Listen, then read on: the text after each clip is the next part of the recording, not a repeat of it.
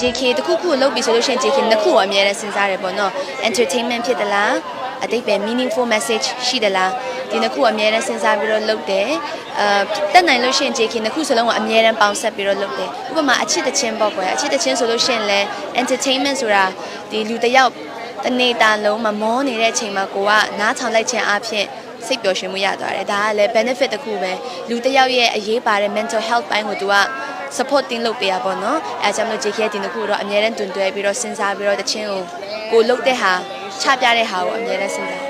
JK တို့ဒီ grand sister လေးတွေဆိုလို့ရှိရင်အများကြီးပြောသွားတယ်ပေါ့နော်သူတို့ရဲ့ background တွေပြောသွားတယ် politics နဲ့ဆိုင်တဲ့ဟာတွေလည်းအများကြီးပြောသွားတယ်လို့သူတို့ရဲ့ opinion တွေကိုလည်းအများကြီးပြောရတဲ့အခါမှာ JK ဘက်ကနေပြီးတော့တချို့ကတော့ agree လုပ်တယ်တချို့ကတော့ disagree တော့ဖြစ်တယ်ပေါ့နော်ဒါပေမဲ့ဒါကတော့အမြင်မတူတာပေါ့နော်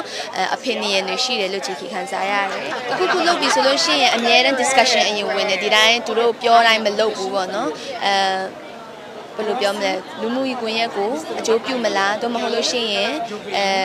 လူမှုကွန်ရက်အကျိုးပြုတယ်ဆိုတာကလည်းဒီ business ဘိုင်းကွန်ရက်ဘက်ကနေလည်းသွားရတယ်ပေါ့နော် economy ဘိုင်းကိုလည်းကစားရတယ်ဒါမှပဲနိုင်ငံတနိုင်ငံနဲ့တနိုင်ငံကတိုးတက်မှုချင်းကအတူတူဖြစ်မှာတယ်နော်အဲ့လိုတော့ JK တော့ယုံကြည်ထားတယ်အဖြစ်တဲ့အတွက်ကြောင့်တစ်ခုခုလုပ်ပြီဆိုလို့ရှိရင် discussion အမြဲဝင်ဖို့ JK ကတောင်းဆိုတယ်မဝင်နိုင်ဘူးဆိုလို့ရှိရင်တော့ဒီနေ့မှာတော့နည်းနည်းလေးအခက်တော့တွေ့နေပေါ့နော်ဒါပေမဲ့အကုန်လုံးက JK ရဲ့ grand sister ဒီနေ့ကခုနကပြောခဲ့တဲ့အတိုင်းပဲတအားမလျော့ကြဘူးပေါ့နော်အကုန်လုံးကပြည့်စုံတယ် knowledge ပိုင်းကလည်းလုံးဝပြောစရာမရှိပါဘူး Hello everyone I'm JK Sophia your Miss Grand Myanmar 2025